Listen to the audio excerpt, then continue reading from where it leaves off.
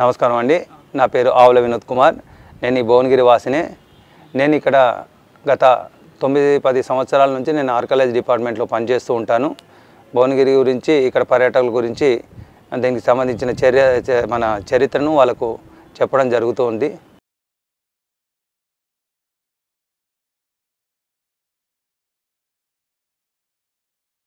భువనగిరి కోట అనేది వాస్తవం చెప్పాలంటే ఇది శత్రుదుర్భేద్య నిర్మాణాలతోటి రాజులు అప్పట్లో కట్టించింది. యాక్చువల్గా మనకు భువనగిరి కోట మీద ఘనమైన చరిత్ర ఉంది. ఎందుకంటే ఇక్కడనే మనకు ఆదిమానవుల పూజాస్థలం కూడా ఇక్కడ ఉంటుంది. అది 3000 సంవత్సరాల కిందటిది.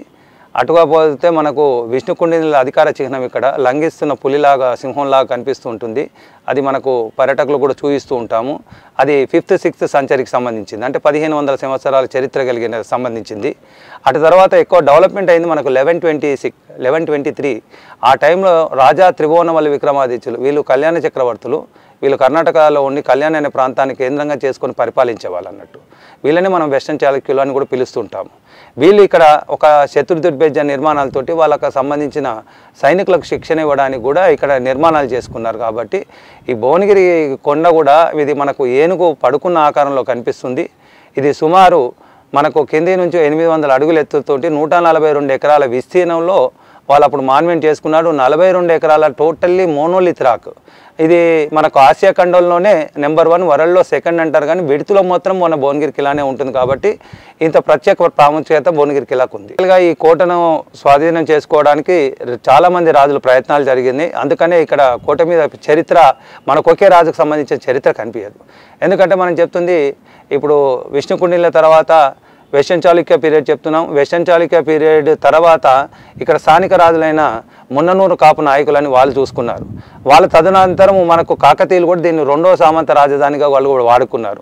ఆ తర్వాత వాళ్ళకి ఏంటంటే కాకతీయుల మీద ఎప్పుడైతే మన ఢిల్లీ సుల్తాన్లు దాడికి వచ్చినప్పుడు వరంగల్ కన్నా ముందు వీళ్ళ ఆధీనంలో ఉన్న భువనగిరి కిలాను స్వాధీనం చేసుకోవాలని, చూడగానే అట్రాక్ట్ కనిపించడము, ఎత్తుగా ప్రాంతం కనిపించడం, శత్రుదుర్భేద్య నిర్మాణం, దీన్ని ఎట్లాగో స్వాధీనం చేసుకోవాలనే తలంపుతోటి దీన్ని వాళ్ళు మొదటిగా స్వాధీనం చేసుకున్నారు. కానీ ఆ తర్వాత వాళ్ళు కొంత ఏమరపాటుగా ఉన్నప్పుడు స్థానిక రాజులైన మన రాచకొండ అనపోత నాయుడు కానీ వీళ్ళు ఏం చేశారంటే వాళ్ళు ఏమరపాటుగా ఉన్నప్పుడు వాళ్ళు కూడా స్వాధీనం చేసుకోవాలని చెప్పేసి వాళ్ళకున్న శక్తికి మించిన విధంగా ఉన్నా కానీ కూడా వాళ్ళు దీన్ని స్వాధీనం చేసుకోవడానికి ప్రయత్నాలు చేశారు. ఆ ప్రయత్నాల్లోనే భాగంగా ఇటు హిందువులు అటు ముస్లిం రాజులు, ఇద్దరు రాజుల మధ్యలో ఈ కోటను స్వాధీనం చేసుకుంటేందుకు వాళ్ళ చరిత్రకు సాక్ష్యాలుగా ఇక్కడ చాలా మిగులుతుంటాయి. ఒకే రాజుకు సంబంధించిన చరిత్ర మనకు కనిపించదు. భువనగిరి కోట అనేది అంటేనే దాన్ని ఒక ఘనమైన చరిత్ర కలిగిన కోట ఇది. ఈ వెస్టర్న్ చాళుక్య పీరియడ్లోనే ఈ భువనగిరికి ఏంటంటే ఆయనకున్న బిరుదు త్రిభువనమల్ల విక్రమాదిత్య. త్రిభువన అంటే 3 భువనంలో మల్లయోధుడు, అంటే ఒంటి చేతితోని కూడా ఎలాంటి వారినైనా ఎదుర్కొనే శక్తి గల వాడిని మల్లయోధుడు అంటారు. అలాంటి త్రిభువనమల్ల విక్రమాదిత్య అనే ఆయన బిరుదునే మనకు త్రిభువన గిరిగా మారింది. గిరి అంటే మనకు దుర్గంగా భావిస్తుంటాము. ఈ త్రిభువనగిరి రాను రాను రూపాంతరం చెంది మన భువనగిరిగా పేరు వచ్చింది. కాబట్టి మనకు వెస్టర్న్ చాళుక్య పీరియడ్లోనే ఈ పేరుగా వచ్చిందని మనం చెప్పుకోవచ్చు.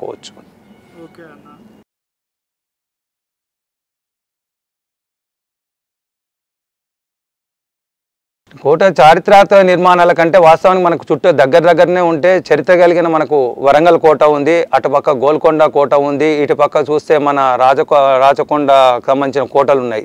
కానీ ఈ 3 కోటల్లో లేని విభిన్న శైలి మనకు భువనగిరి కిలా మీద కనిపిస్తుంది. శత్రుదుర్భేద్య నిర్మాణాలు అని అంటే ఆషామాషిగా ఏం కాదు. మనకు సుమారు 8 అడుగుల నుంచి 8 అడుగుల వెడల్పు నుంచి 40-50 అడుగుల కోట కూడా నిర్మాణాలు చేశారు. ఇంత ఎత్తు ఏకశిలా పర్వతం మీద అంచు వరకు కూడా, అంటే ఎంత అంచు అంటే అసలు సామాన్య మానవుడు కూడా అక్కడ దాకా వెళ్ళలేని అంచు దగ్గరను కూడా వాళ్ళు అక్కడ తీసుకొని అక్కడ నుండి వాళ్ళ కోట బౌండరీ నిర్మాణాలు చేయడం జరిగింది.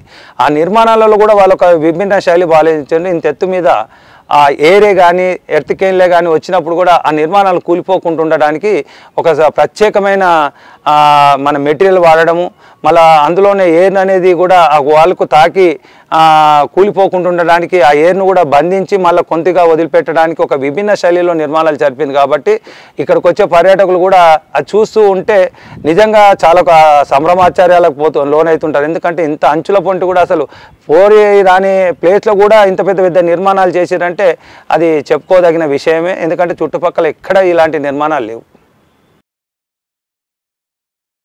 చూడగానే అందంగా అద్భుతంగా హైవే మీదకి వెళ్ళి పోతున్న వాళ్ళకి ఇలానే అట్రంగా ఇట్లా పైకి వెళ్ళి వాటర్ పడ్డప్పుడు మనకు రైనీ సీజన్లో చెప్పలేని వాటర్ ఫాల్స్ మనకు హైవే మీదకి వెళ్ళి దర్శనం ఇస్తుంటాయి. సుమారు మనకి ఇప్పుడే మీరు చూస్తుంటే 600-700 అడుగుల మీదకి వెళ్ళి వచ్చే వాటర్ ఫాల్స్ వాన పడ్డ ఒక 2-3 గంటల దాకా అద్భుతంగా కనిపిస్తుంటుంది. హైవే నుంచి వరంగల్ వెళ్ళే వాళ్ళకైనా, యాదగిరిగుట్టకి వెళ్ళే వాళ్ళకైనా, ఇక్కడ చుట్టుపక్కలకి వెళ్ళి హైవే మీదకి వెళ్ళి ఉన్న పర్యాటకులు అట్టిగా కట్టిపడేసేంత అందం భువనగిరి కిలాకు సొంతం. ఎందుకంటే ఇంకోటి రెండోది, ఇది ఏనుగు ఆకారంలో కనిపిస్తుంది.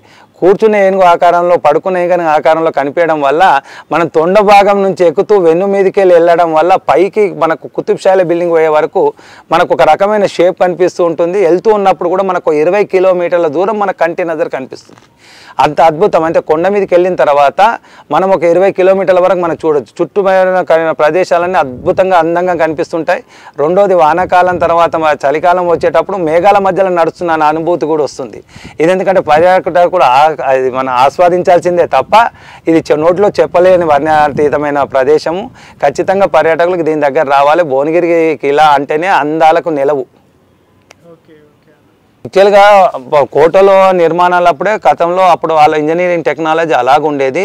ఎందుకంటే వాళ్ళు రాకును కూడా చూసుకొని ఏ రాకుకి ఏ రాకుతో జోడియాలంటే రాక్ వీక్నెస్నే రాకుకు.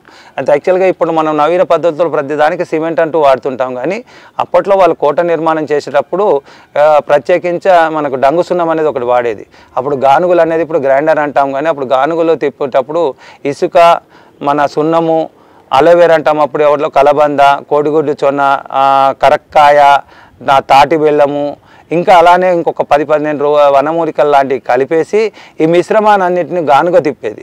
గానుగ తిక్కిన ఈ మిశ్రమాన్ని తీసుకెళ్ళి ఒక రూమ్లో వేసిన తర్వాత, ఆ రూమ్ డోర్లు పెట్టిన తర్వాత దానికి బంకమన్నుతో సీజ్ చేస్తారన్నట్టు. బంకమన్ను సీజ్ చేసినాక ఒక 30 నుంచి 40 డేస్ మధ్యలో లోపల ఒక కెమికల్ రియాక్షన్ పుట్టేసి ఆ మెటీరియల్ మంచిగా పక్వానికి వచ్చిన తర్వాత బంకమన్ను పలగొట్టుకొని వచ్చి లోపలికి ఒక ద్రావం లాగా బయటకు వస్తున్నప్పుడు ఇది మాగింది అని ఐడెంటిఫై చేసిన తర్వాత అందులో లోపల మిశ్రమాన్ని తీసుకొచ్చి రాళ్ల మధ్యలో, గోడల మధ్యలో పెట్టేది. ఆ మధ్యలోకి వచ్చిన బయటకు వచ్చిన లిక్విడ్ లాంటిది తీసుకుపోయి పెద్ద పెద్ద మెయిన్ ఎంట్రన్స్లో ఉన్న బండరాలను అతకడానికి, దానినే మనం రాతి బంక అని ఇప్పుడు పిలుస్తుంటాము. దాని విశిష్టత ఏంటంటే మనం ఇప్పుడు ఏదో కొత్తగా సామెత చెప్పినట్టు milk sleeping night morning tight అని పెరుగు గురించి ఎలా చెప్తామో అప్పుడే దాని గురించి గొప్పదనం ఏంటంటే ఈ రాతి బంక అనేది అంటే ఎండలు బాగా ఉన్నప్పుడు రాయిలో ఉండే వేడికి ఇది బంకగా మళ్ళీ ఇప్పుడు కూడా కనిపిస్తుంది. అదే సాయంకాలం చల్లగా తాకినప్పుడు మళ్ళీ టైడ్ అయిపోతుంటుంది. అది అందులో ఒకటి ఎందుకంటే ఆ గోడలంతా నిర్మాణం ఇంకా కనిపించడానికి కారణం ఏంటంటే ఆ మెటీరియల్ అనేది ఖరాబ్ కాదు, అది దినం దినం ఎందుకంటే అది వీక్ అవుతుంది, అదే మళ్ళీ టైట్ చేసుకుంటుంది. కాబట్టి మనకి వేల సంవత్సరాల నుంచి ఈ కోట నిర్మాణాలు కనిపిస్తూ ఉంటాయి. అందుకని ఇంకోటి రెండోది ఏంటంటే రాక్ ఎక్కడైతే స్లోబ్ ఉంటుందో అక్కడ కేవలం ఒక 1/2 ఇంచు మటుకే వాళ్ళు చెక్కి దాన్నే బేస్ చేసుకొని 6 అడుగుల నుంచి 40 అడుగుల గోడలు కట్టారు. దీనికి ఎందుకంటే ఎన్ని ఎర్తికేళ్ళు వచ్చినా కానీ ఆ రాయికి ఈ రాయి అనేది సపోర్ట్ ఇవ్వడం వల్ల ఇప్పటికి కూడా కొంతమందికి ఇంజనీర్లు కూడా ఇక్కడికి వచ్చి వాడి చిన్న బేసును కూడా చూసిన తర్వాత వాళ్ళు అబ్బురపడిపోయారు. ఎందుకంటే అప్పట్లో ఎంత మోతాదులో, ఎంత స్లోబ్లోనే ఎంతవరకే కట్ చేయాలో అంతవరకే కట్ చేసి కేవలం 1/2 ఇంచు రాయి బేసునే వాళ్ళు తీసుకొని అంత నిర్మాణాలు చేశారు. కాబట్టి వాళ్ళ టెక్నాలజీ చాలా గొప్పది. ఇప్పుడు మనకు కోట మీద ఎప్పుడే మనం చెప్పుకున్న విధానంగా చూస్తే ఇక్కడ హిందూ ముస్లిం రాజులు ఇక్కడ వెళ్ళినట్టు మనకు సాక్ష్యాలు కనిపిస్తుంటాయి. అందులో మనకి ఇక్కడ వెస్టర్న్ చాళుక్య పీరియడ్కి సంబంధించిన రాళ్ళు కనిపించడం, వాళ్ళు 4 రేకుల పుష్పాలు అని చెప్పేసి వాళ్ళ సింబల్గా మారేది. వాళ్ళు అలా చేయడం వల్ల కొన్ని స్తంభాల మీద మనకు కనిపిస్తుంటాయి. ప్లస్ ఇక్కడ కింద మనకు భైరవుని విగ్రహము, ఆ టెంపుల్కి సంబంధించినవి మొత్తం వాళ్ళ వాళ్ళే. ఇక్కడ పైన ఉన్న హనుమాన్ విగ్రహాలు, భైరవుని విగ్రహాలు కూడా ఆ టైంలో చేసినవి. ఆ తర్వాత మనకు కనిపించేది కాకతీయుల నగేషి, వీళ్ళు బాక్బు రాష్ట్ర రాయలు వాడేది, వీళ్ళ శిల్పశైలి వేరే ఉండేది. ఇది కూడా మనకి ఇక్కడే కనిపిస్తుంది. ఇంకా మూడోది గొప్పది అని చెప్పుకోవాలంటే మనకి ఇక్కడ గోల్కొండ నుంచి క్యూరేటర్లు కూడా భువనగిరి విజిట్కి వచ్చినప్పుడు పైన వాళ్ళు కుతుబ్షాహీలు కట్టించిన బిల్డింగ్లోకి వచ్చిన తర్వాత అందులో ఉన్న డిజైన్ చూసి చాలా అబ్బురపడ్డారు వాళ్ళు కూడా. ఎందుకంటే కింద ఉన్న గోల్కొండలోనే మనకి ఇంతగానము శిల్పి చాతుర్యం కనిపించలేదు. ఇంత ఎత్తు మీద ఇలా కోట మీద ఇంత బాగుంది, ఇంత డ్రెస్ లాగా చేసింది, కేవలం హ్యాండ్మేడ్ అన్నట్టు అది. ఆ హ్యాండ్మేడ్ డ్రెస్ కూడా ఎట్లా చేస్తారంటే ఈ డంగు సున్నంలో మనకు కాలి దుబ్బ మట్టి అని అంటాం, కాళ్ళలో దుమ్ము కొడితే దుబ్బలు వేసేది, ఆ మట్టిలో కోడిగుడ్డు సున్నాలు ఇవన్నీ కలుపుతూ ఒక స్మూత్ లేయర్లతోటి వాళ్ళు అంత మంచి నగిషీలు చేస్తారు పైన డిజైన్స్. ఆ డిజైన్స్ను కూడా చూస్తుంటే చరిత్ర కలిగిన గోల్కొండ కోటలో కూడా లేనిది మన భువనగిరి కోటలో కనిపించడం కూడా చాలా గొప్పదైన విషయం. ఇక్కడ ఎందుకంటే ఇక్కడ హిందూ ముస్లిం రాజులయ్యి వాళ్ళ నగిషీలతోటే మనకి ఇక్కడ డిఫరెంట్ రకమైన మనకు వాళ్ళ శిల్పుల యొక్క చాతుర్యం ఇక్కడ మనకు కనిపిస్తూ ఉంటుంది. అక్టోబర్లో నుంచి వర్క్ స్టార్ట్ అవుతుంది. ఒక 2 సంవత్సరాల తర్వాత పర్యాటకులకు అన్ని వసతులతో కూడిన ప్రదేశంగా భువనగిరి కిలా అభివృద్ధి చెందుతుంది. దేశంలోనే నాకు తెలిసిన అవగాహన ప్రకారం దేశంలోనే నెంబర్ 1 స్థానానికి కూడా వచ్చే అవకాశాలు అతి త్వరలోనే ఉన్నాయని భావిస్తున్నాను.